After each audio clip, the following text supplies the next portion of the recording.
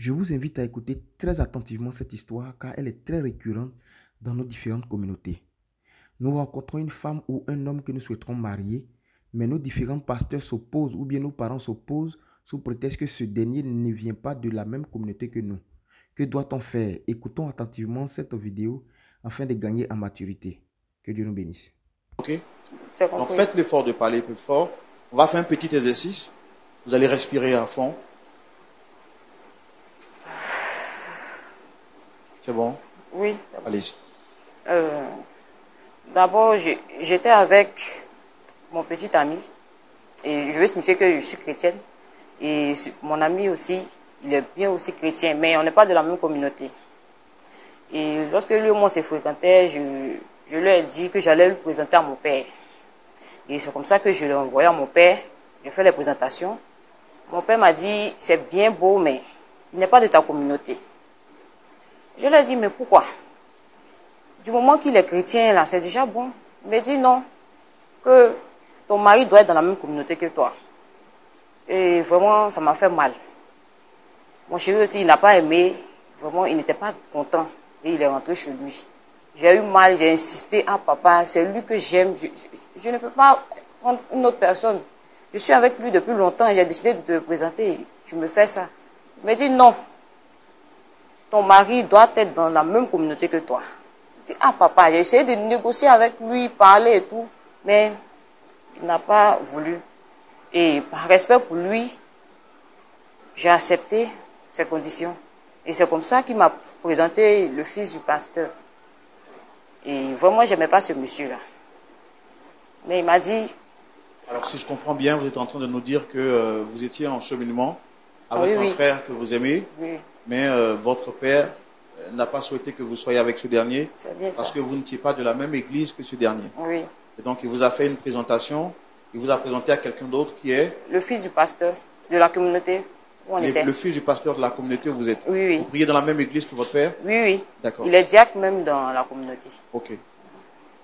Donc, c'est comme ça, il m'a présenté le fils du pasteur. Vraiment, il n'aimait pas ce monsieur, mais mon père me disait, non, vas-y, mollo avec lui, va un peu, un peu. Avec le temps, l'amour va naître.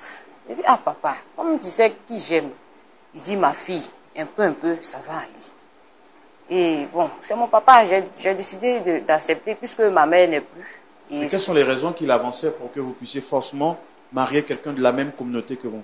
Bon, il a dit que si il acceptait mon autre ami là, et que moi je me mariais avec lui, que je partais dans sa communauté, ça n'allait pas être intéressant parce que moi depuis petite je suis dans cette communauté, j'ai reçu l'enseignement et avant encore l'enseignement d'une autre communauté, ça colle pas. Donc il m'a dit qu'il ne voulait pas de ça. C'est ce côté-là même qui a fait qu'il a refusé. Donc c'était un souci en fait par rapport à l'enseignement. À l'enseignement, voilà, des différentes communautés. En fait, il avait peur qu'en allant dans une autre communauté, vous receviez des enseignements qui soient différents. C'est ça, monsieur. Par rapport à ce que vous avez reçu.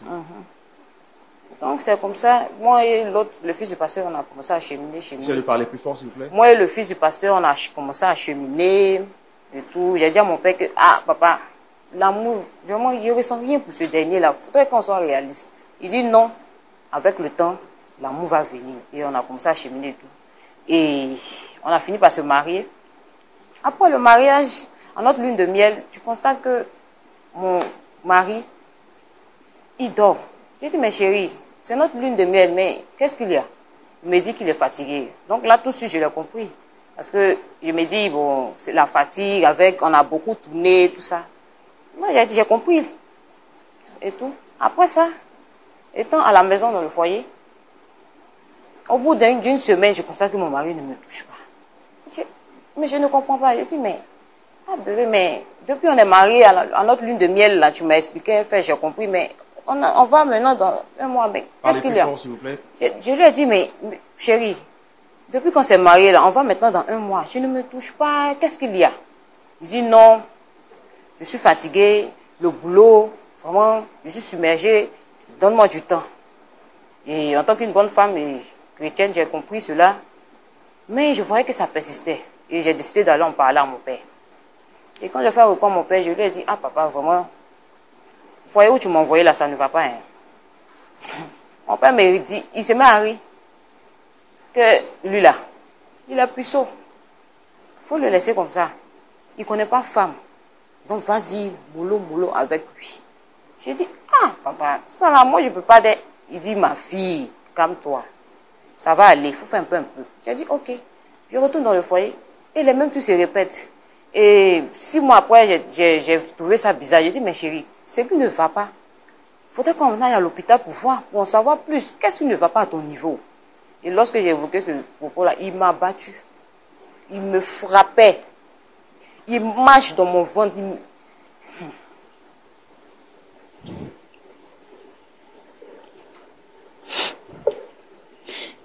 Après ça, j'ai décidé d'aller parler encore à mon père parce que c'est lui qui a manigancé tout ça. J'ai dit, ah papa.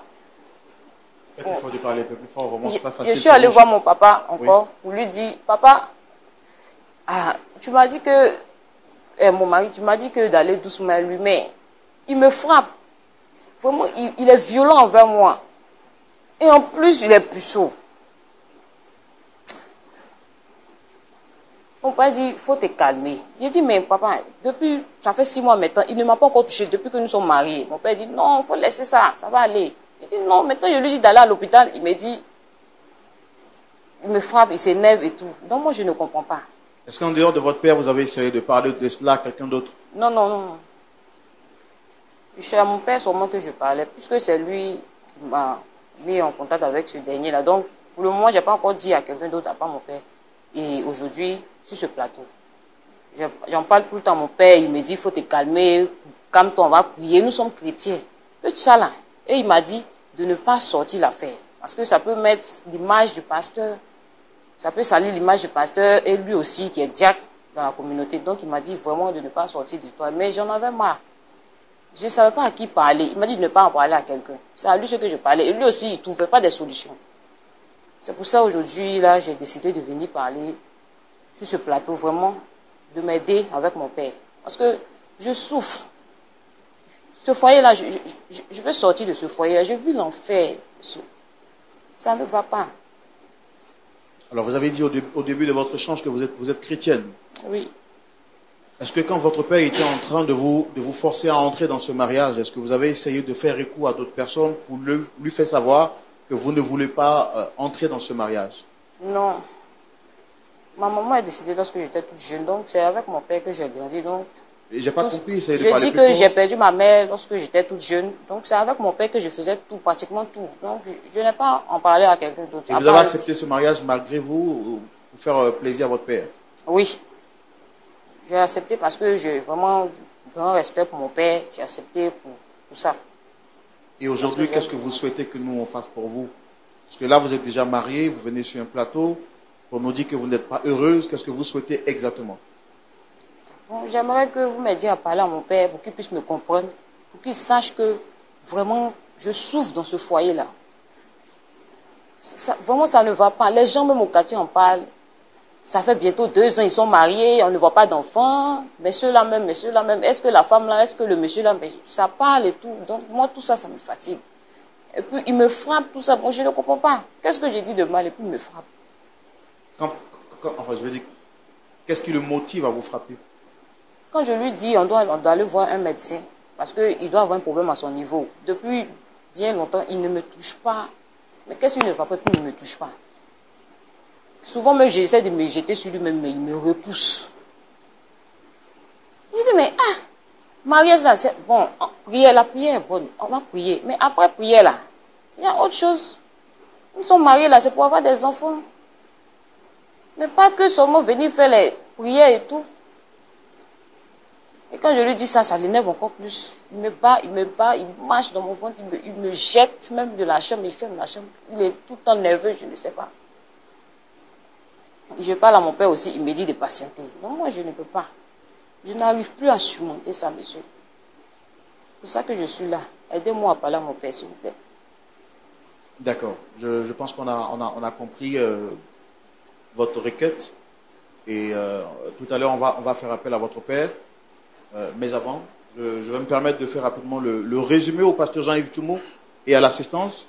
Pasteur, nous avons aujourd'hui la sœur Cécile qui dit qu'elle était amoureuse d'un frère en question, mais qui n'était pas de la même église qu'elle. son père, diacre dans une église où elle prie, a bien voulu qu'elle puisse marier le fils du pasteur.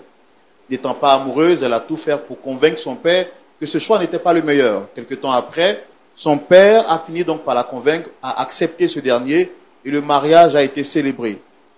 2 mois, 3 mois, 4 mois plus tard, ce dernier ne la touche pas. Et quand elle lui demande de se rendre à l'hôpital pour essayer de voir ce qui ne va pas, celui-ci se met à la battre. Fatiguée de la situation, elle consulte son père pour lui dire qu'elle n'en peut plus. Et son père en question lui demande de garder le silence pour protéger son honneur en tant que diacre, mais également l'honneur de la famille pastorale, parce que pour lui, ce serait jeter un affront à la famille pastorale en disant que le fils du pasteur est impuissant. Victime de cette situation, ne sachant plus à qui se vouer, elle décide donc de venir sur le plateau de Point d'accord pour qu'on puisse l'aider. Est-ce qu'on peut recevoir, avec votre permission, son père? Oui, bien sûr. Public, merci de recevoir son père en question sous vos applaudissements.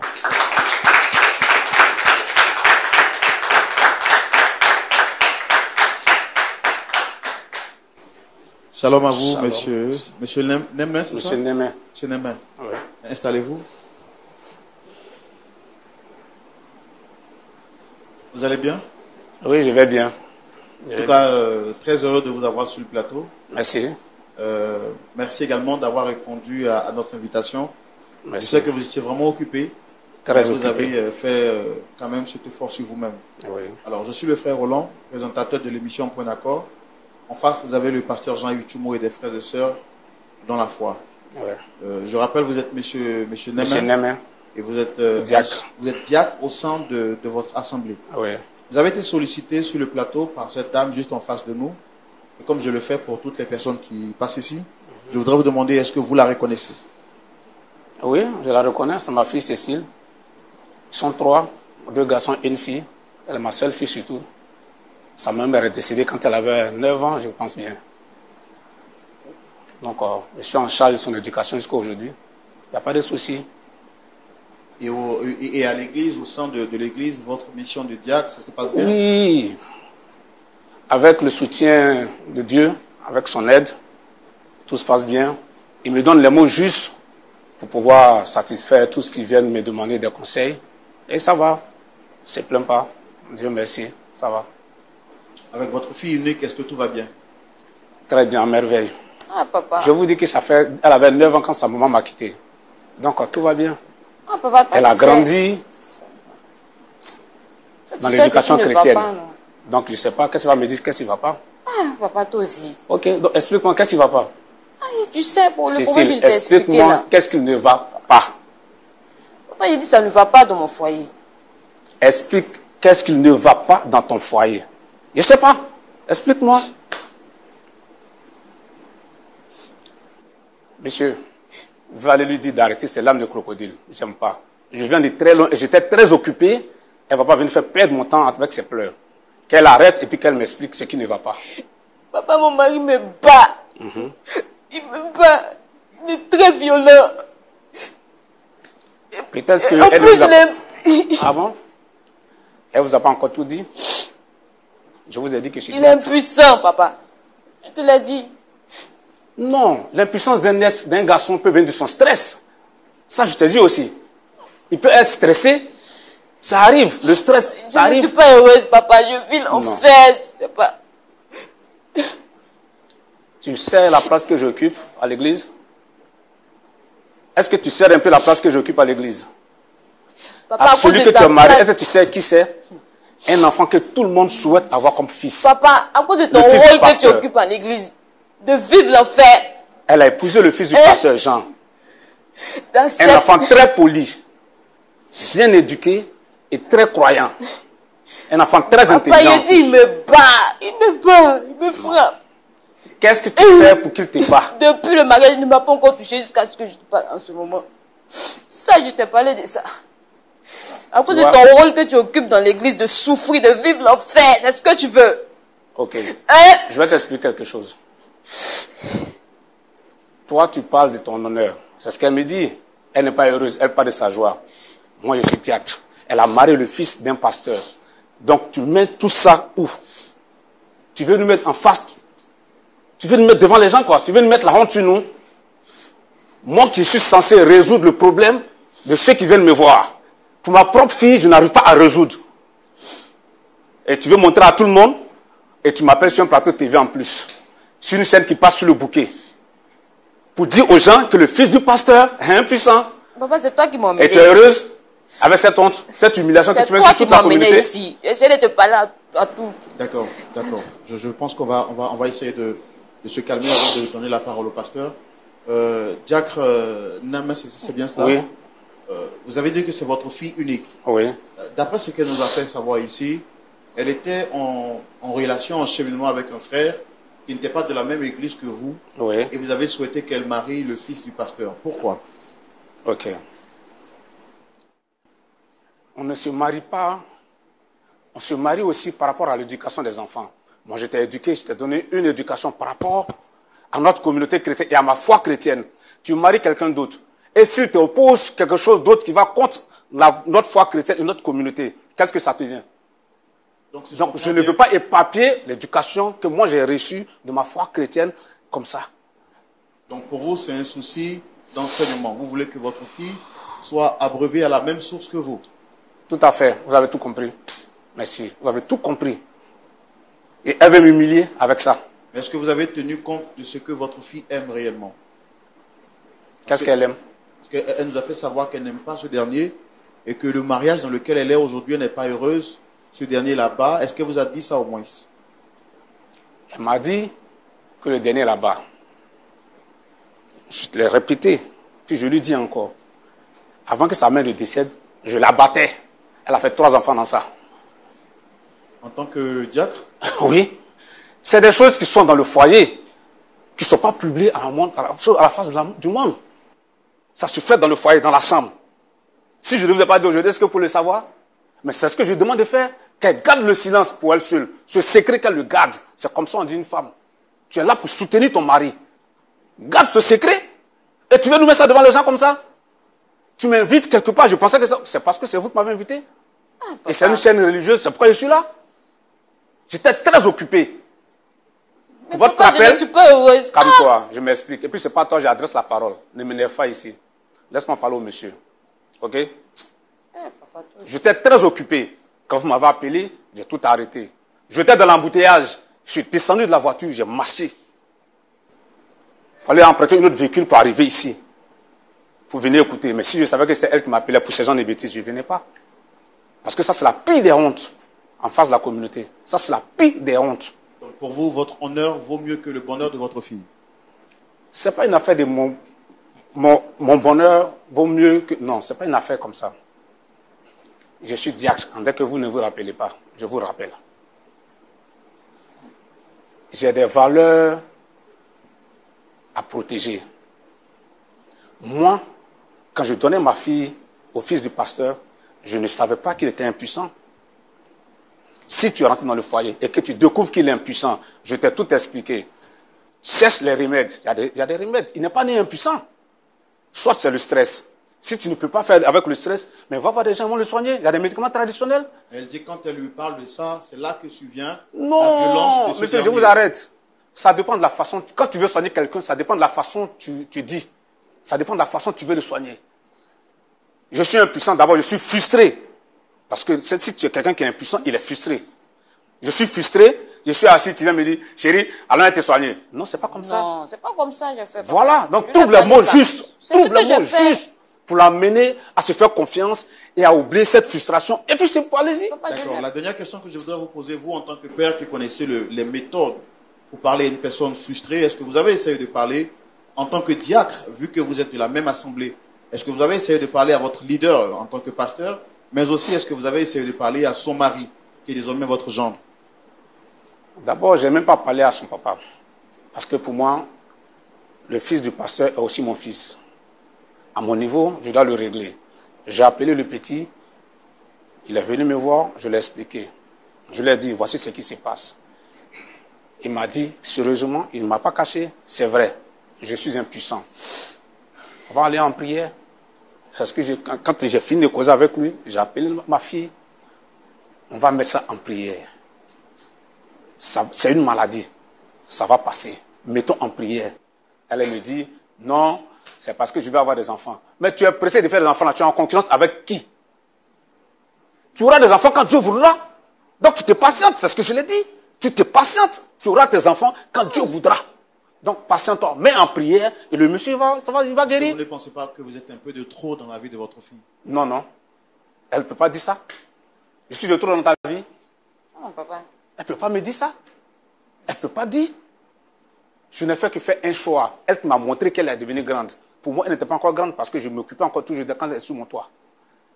Laisse qu'on me présente quelqu'un qui me dit, ah, papa, lui là, je l'aime, c'est comme ça, c'est comme ça. Mais je fais quoi? Je dis, ma fille est devenue grande. Ce dernier, il était quand même chrétien, c'est ça? On n'est pas de la même communauté. Donc, il y a cette base qui est fondée. C'est cette base-là, je ne veux pas que ça se rate.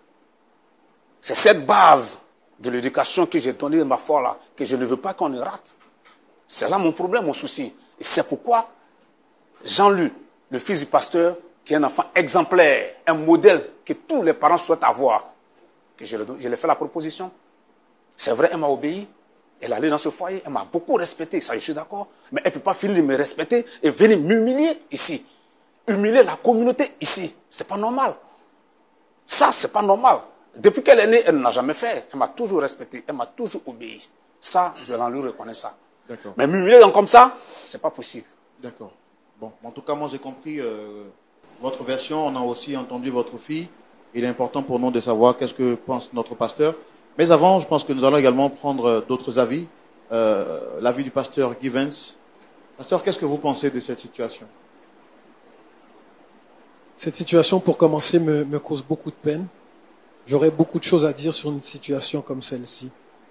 Je tiens d'abord à féliciter monsieur qui semble avoir des principes qu'il cherche à préserver. Et vous avez dit tout à l'heure que vous cherchez à préserver certaines valeurs. Tout à fait. Dans la Bible, il y a plusieurs valeurs qui sont prônées. Il y a une valeur qui est supérieure à toutes les autres valeurs. Et c'est la valeur de l'amour. C'est cette valeur-là qui explique que Christ est venu et qu'il a donné sa vie sur la croix pour nous. Et cette valeur-là, elle est également exprimée par Dieu qui se présente à nous comme un père. Un père qui prend soin de ses enfants. Un père qui protège ses enfants. Et cette valeur-là, Dieu attend des maris qui l'expriment également vers leur épouse. D'où cette parole dans Éphésiens de l'apôtre Paul qui dit « Marie, aimez vos femmes comme Christ a aimé l'Église ». Et je dis ça pour dire ceci. Le mariage n'est jamais censé être une prison ni une salle de torture. Aucune femme ne devrait, dans un mariage, craindre pour sa santé, pour son intégrité, pour sa vie. Et lorsque le mari devient un danger pour la femme, il faut faire quelque chose. Ça, c'est le cœur de Dieu. Et je crois que vous êtes un homme qui avait de la foi, qui valorisait la parole de Dieu, qui valorisait aussi les valeurs chrétiennes. Et la valeur chrétienne que Christ exprimerait s'il était là physiquement, je crois que ce qu'il dirait, c'est que la réputation d'une personne ne vaut pas plus que la santé, la sécurité d'une brebis que Dieu a confiée à un homme. Ici, votre fille, vous l'avez confiée à un homme. Et cet homme-là, au lieu d'en prendre soin, l'a fait souffrir. Quelque chose doit être fait. Et on veut croire que ça existe. Une situation comme celle-là existe dans plusieurs communautés. Et si elle perdure dans plusieurs communautés, c'est parce que l'Église la permet. Et ça, c'est une honte pour l'Église. Jamais une femme ne devrait se trouver dans une situation où son mari la bat, la frappe et la déshonore de cette façon-là. Ça, ce n'est pas chrétien. Et il faut qu'on dise ces choses-là, il faut qu'on les dénonce. Ça ne veut pas dire que la situation est simple. Peut-être qu'il va falloir discuter, trouver des solutions ensemble avec l'équipe pastorale, avec le mari, avec vous-même et avec votre fille. Mais il faut trouver une solution parce que demeurer dans le statu quo, ça n'en est pas une. Non seulement ça n'en est pas une, mais ces situations-là nous font paraître aux yeux du monde comme des gens qui font n'importe quoi au nom de Dieu. Il faut que ça cesse. Merci beaucoup, Pasteur Guivin. Je voudrais également avoir l'avis de Pasteur Nadine. Oui, ce que je rajouterais, moi, par rapport à cela, c'est une situation vraiment qui est vraiment triste. Je le vois aussi dans votre cœur en tant que papa et je le vois aussi dans le cœur de la sœur ici présente. Moi, ce que je vous proposerais tout simplement, il faut rencontrer le jeune homme, il faut rencontrer votre gendre. Parce que votre fille a vraiment bien dit qu'elle essaie de lui parler, elle essaie de communiquer avec lui, mais lui, il n'entend pas. Et dans telle situation, la parole de Dieu, elle nous dit aussi que lorsqu'on a un problème avec quelqu'un, ben, tu vas voir la personne. Et si ça ne marche pas, ben, tu emmènes quelqu'un avec toi. Et si ça ne marche pas, tu emmènes quelqu'un d'autre avec toi. Et quelquefois, dans le mariage, on se le montrera pas. De temps en temps, on essaie de communiquer quelque chose à notre conjoint, à notre conjointe, puis la personne ne l'entend pas, elle ne comprend pas. Et c'est la raison pour laquelle on fait venir une tierce personne. Alors, je sais que vous avez déjà dit que vous avez parlé au jeune homme et tout ça, mais l'importance dans une situation de conflit, c'est qu'il n'y en a pas un qui a raison, c'est qu'il y a un point d'accord qui se retrouve entre les deux. Ça ne peut pas juste un tout seul. Alors, elle souffre, mais je sais que lui aussi, son conjoint souffre. Alors, quelle solution pouvons-nous trouver ensemble? Alors, c'est vraiment ça qui est important. Si c'est aller voir un médecin, mais c'est aller voir un médecin. Elle désire avoir un enfant, elle désire avoir des relations sexuelles. Il y a des moyens qui puissent être capables, sans notamment peut-être pas avoir un bébé s'il est impuissant, tout ça, mais médicalement, on peut trouver une solution. Mais le problème, c'est que quel que soit ce qu'elle dit, son conjoint ne l'écoute pas et il répond par la violence. Alors, c'est la raison pour laquelle elle a tout fait, en fin de compte. Alors maintenant, elle a juste besoin d'un support et c'est la raison pour laquelle qu'elle vous a tendu la main pour dire, papa, est-ce que tu peux m'aider? C'est pas qu'elle veut divorcer avec lui, c'est pas qu'elle veut le laisser. Elle essaie de communiquer quelque chose et la communication ne se rend pas. Alors vraiment, moi, la solution, bien, une aide que ce que je pourrais vous proposer, c'est essayer de trouver avec les pasteurs, avec les anciens, comment on pourrait entretenir, aider ce couple-là pour que le mariage ne se brise pas. Merci beaucoup, pasteur Nadine. Merci également, pasteur Givens. Vos avis nous ont énormément fait du bien. Nous allons à présent écouter l'avis de notre pasteur consultant, le pasteur Jean-Yves Tchoup. Merci, Roland. Jack Neblin. Oui. Après le décès de ta femme, tu t'es remarié. Non, j'ai pas pu. Pourquoi? Oui, parce que c'est une femme avec beaucoup de vertus. Je ne saurais trouver son égal. Donc, je n'ai pas pu me marier. J'ai préféré me consacrer à mes enfants. D'accord. D'accord. Mais pourquoi est-ce que tu battais ta femme? Qu'est-ce qui a tué ta femme? Non, elle est morte d'une maladie. Ce n'est pas de me frapper qu'en fait, tu l'as tuée. Est-ce que ce n'est pas parce que tu la battais qu'elle est morte? Non, non. Elle était malade. Elle avait quelle maladie? Bon, vous voyez, quand je vais rentrer dans l'histoire de ma femme, ça me donne un pincement au cœur. D'accord. Donc, je souhaiterais que vous allez directement à la question que de me faire rentrer dans l'histoire de ma femme. D'accord. Merci beaucoup. Sans tout vous offenser, un pasteur. Je ne suis pas offensé. Merci beaucoup, pasteur. Est-ce que quand on bat une femme, je demande deux choses. Premièrement, battre une femme, est-ce que c'est mentionné dans la Bible? Est-ce que la Bible autorise qu'on frappe la femme, qu'on frappe son épouse, qu'on la violente? Je pose la question au diacre. Pasteur, nulle part dans la Bible il est mentionné de battre sa femme. D'accord. C'est un vice en moi. C'est mon moi. D'accord. Je me reconnais comme ça. Merci beaucoup. Ok. Moi, je veux dire d'abord que frapper son épouse, même si on n'est pas chrétien, c'est une mauvaise chose. Il y a beaucoup de personnes qui condamnent ça. Et en le faisant, c'est une mauvaise chose. En tant que diacre, tu n'as pas le droit de faire ça. Puisque tu as dit tout à l'heure que tu as des valeurs, tu respectes les valeurs, et ce sont les valeurs-là que tu as inculquées à tes enfants. Et je constate que la valeur de la violence ne fait pas partie de tes valeurs. Et ça, c'est une mauvaise chose. Tu n'es pas un exemple. Alors, si on ne fait pas ce qui est dans la Bible, ça veut dire qu'on désobéit. Or, la désobéissance égale péché contre Dieu. Donc, celui qui pêche ne verra pas le royaume des cieux. Alors que tu es diacre. Dis-moi, est-ce que ta position de diaconat est une position qui te permet automatiquement d'aller au ciel? Non, Je suis un modèle. Étant que diacre, ça veut dire que je suis un modèle à l'église. D'accord. Je veux dire que déjà, tu n'es pas un modèle. Parce que tu as battu ta femme. Et maintenant, tu autorises ton gendre à battre ta fille. Non, non. Il me semble qu'on ne s'est pas compris. De ma position de diacre, normalement, je suis un modèle à l'église. Aujourd'hui, je l'ai dit aux yeux du monde entier que je battais ma femme. C'est parce qu'elle est venue nous étaler. Sinon, ma femme l'a couvrie. Elle ne l'a jamais dit à quelqu'un. Même ses propres parents n'ont jamais su. C'est la colère qui m'a fait dire aujourd'hui ce qu'elle ressent là. Que c'est la même chose que sa maman ressentait. Ça ne veut pas dire que c'est la même chose qu'elle doit supporter. D'accord. Voilà. Est-ce que je veux une autre réponse avant de dire ce que je pense. Est-ce que à part votre communauté chrétienne, la communauté dans laquelle vous êtes, est-ce que à part cette communauté-là, il n'y a aucune autre communauté chrétienne qui a droit au ciel de gloire? C'est dans votre communauté seulement il faut être pour aller au ciel? Non. Pasteur, moi je ne porte pas de jugement à autre communauté, hein, mais moi j'ai des valeurs et que je vais les préserver. Donc ma fille se marie dans ma communauté, elle fait des enfants dans cette communauté et ses valeurs vont perdurer. Moi c'est comme ça que je vois ma chose.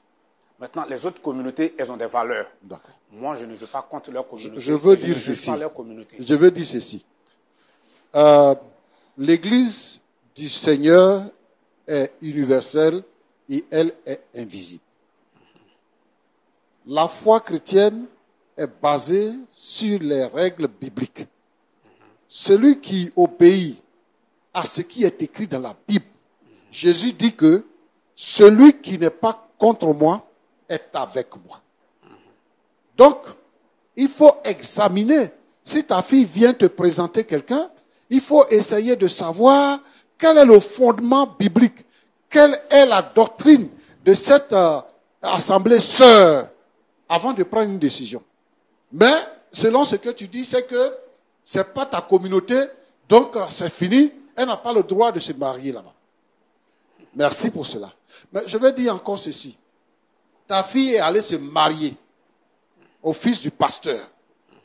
Le fils du pasteur, qui est un exemple, un enfant obéissant, comme tu l'as dit, un enfant soumis, un enfant qui adore Dieu.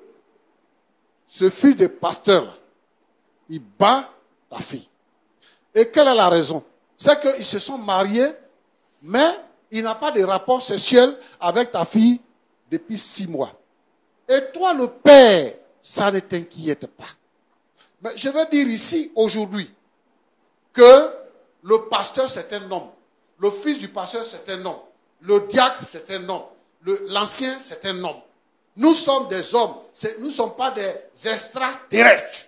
Donc, nous avons les mêmes problèmes que tout le monde. Et l'humilité doit nous habiter. Dans ce contexte-là, lorsqu'il y a quelque chose qui dévie, il faudrait que nous puissions réparer cette chose-là qui dévie. Elle est jeune.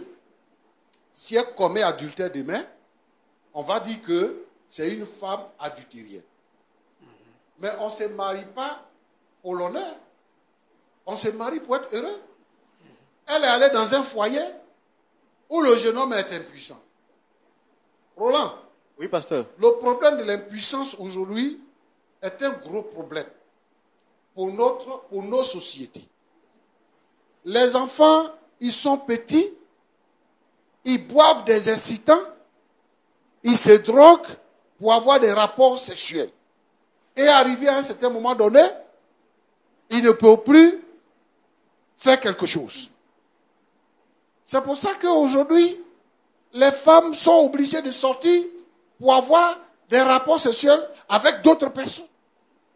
Pour avoir des rapports sexuels avec d'autres personnes. Moi, je voudrais inviter les jeunes d'avoir une culture et de pouvoir avoir des rapports sexuels sains. Parce que rapport sexuel là, c'est ça qui fait la vie. Si le jeune homme là, il avait déjà des rapports sexuels et puis après un certain moment donné, il avait des problèmes, on pouvait parler de allons à l'hôpital. Mais même quand sa femme lui dit va à l'hôpital, son beau-père dit que c'est un problème de stress. Depuis qu'il est rentré dans le foyer là, le stress l'a quitté où? Avant de venir se marier, le stress était où? Première nuit, tu n'as rien fait. Jusqu'à 6 mois. C'est quel stress? C'est parce que tu fais rien que la fille te dit, ah, il faut aller à l'hôpital. Et ça, c'est pas mal parler à quelqu'un. C'est pas mal parler à quelqu'un. Parce que les gens sont égoïstes. Voyez, il y a combien de femmes ici, les femmes qui sont dans le foyer, qui me suivent, il y a combien de femmes qui sont satisfaites après les rapports sexuels dans leur foyer? Il y a combien de femmes? Et les gens nous emmerdent avec les histoires de polygamie. Tu ne peux même pas satisfaire une seule femme. Tu ne peux pas satisfaire une seule femme. C'est plusieurs femmes que tu vas satisfaire. C'est pour ça qu'il y a des femmes mariées qui sortent avec les jeunes gens et tout ça. Alors les élèves qui sont dans la maison, avec les enfants du quartier qu'elles envoient du moins pour aller faire des courses. C'est pour cela. Il faut que chaque homme se consacre à sa femme et qu'il apporte le bonheur qu'il faut à sa femme. Les gens qui font jalousie dehors là, c'est parce que tu n'arrives pas à satisfaire ta femme, qu'elle a les regards dehors et que toi tu fais jalousie. Si tu satisfais ta femme, tu finis avec ta femme, elle ne peut plus regarder dehors. Elle ne peut plus. Donc je voulais interpeller les gens. Mais les gens qui sont malades, que ce soit le stress, que ce soit quoi que ce soit, il faut se soigner. Il faut voir un médecin. Il faut voir un sexologue pour qu'on vous dise de quoi vous souffrez. Ce n'est pas la peine d'aller prendre des produits que vous ne maîtrisez pas, qui peuvent vous enfoncer. Donc ce que je veux dire, c'est que lui, comme le pasteur Guy Vance le disait, il a mis sa fille dans une salle de torture.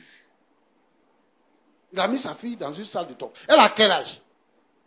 Et puis elle ne peut pas avoir droit au rapport sexuel. Non. Il faut qu'il comprenne qu'avoir les rapports sexuels, c'est bon. C'est intéressant. Grave, elle est battue quand elle se plaint. Oui. Et quand elle se plaint de ça, on la bat. Et le père qui devait prendre sa défense, lui, il dit, non, il faut rester. Il faut rester. Il faut rester. C'est la vie que tu veux que ta fille, elle a ça. Il y a une chose que je veux dire. Le mariage, c'est d'abord les rapports sexuels. Quand Dieu a célébré le mariage entre Adam et Ève, la Bible nous dit que Dieu les bénit et il dit, soyez féconds, multipliez-vous. Multipliez-vous, c'est quoi? C'est ça, pasteur. Donc, c'est ça. Il faut que les rapports sexuels existent. Donc, il n'a qu'à prendre son gendre pour aller le soigner. Mais moi, je ne suis pas les pasteurs. Si je suis les pasteurs, qu'on le soigne et qu'il n'y a pas de solution, on va rompre le mariage. Parce que le mariage n'a pas été consommé. Donc, c'est ce que je veux dire. Je voudrais donc encourager tous les parents à ne pas obliger les enfants à aller dans un mariage que les enfants ne veulent pas. Il ne faut pas que les parents se radicalisent. L'église, là, c'est-à-dire que le Seigneur Jésus, il nous a sauvés, il nous a délivrés. La Bible dit qu'il nous a fait passer de la mort à la vie, des ténèbres à la lumière. Il nous a sauvés pour que nous soyons heureux, pour que nous puissions jouir de la vie. Donc, il ne faut pas que les parents se radicalisent. Moi, mon église est une bonne église. Toi, ton église n'est pas une bonne église. C'est la doctrine de l'église qu'on regarde et non pas la communauté. Et donc, si elle s'était mariée, elle serait heureuse aujourd'hui. Je voudrais donc que les parents comprennent que leurs enfants ont besoin d'être heureux. Et puis, quand un enfant a tel âge de se marier, c'est lui-même qui fait son choix. Que Dieu vous bénisse. Amen. Si Dieu nous fait la grâce de rencontrer l'homme ou la femme de notre vie, nous devons en prendre soin, nous devons la marier, car ce n'est pas une église qui va déterminer si nous devons la marier ou oui ou non. Quand Dieu nous a créés, il a juste demandé à ce que nous ayons des bergers différents. Et ces bergers-là, dans ces assemblées-là, Dieu n'a pas dit obligatoirement que là viendra notre fiancé ou notre mari. Donc du coup, si nous rencontrons une femme ou bien un homme que nous voudrons faire notre vie avec elle, nous devons la prendre au sérieux, nous devons l'aimer, nous devons la marier. Que cette histoire de communauté quitte dans notre vie. Mais nous devons savoir que quand nous marions, c'est-à-dire si nous sommes femmes, que nous avons été mariées par un homme, nous devons obligatoirement suivre l'homme dans son assemblée selon ce que la Bible dit. Que Dieu nous bénisse.